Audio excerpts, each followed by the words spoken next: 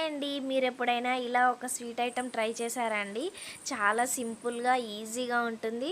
పిల్లలకైతే చాలా బాగా నచ్చుతుందండి. హెల్తీ కూడా. గోధుమ పిండి, బెల్లంతో అండి.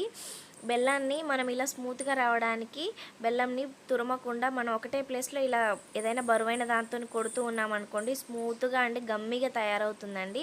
ఇప్పుడు ఆ బెల్లం ముద్దని మనం మందంగా రోల్ చేసుకున్న చపాతీలో చుట్టుకొని ఒకసారి మళ్ళీ పల్చగా చపాతీ అంతా రోల్ చేసుకోవాలండి.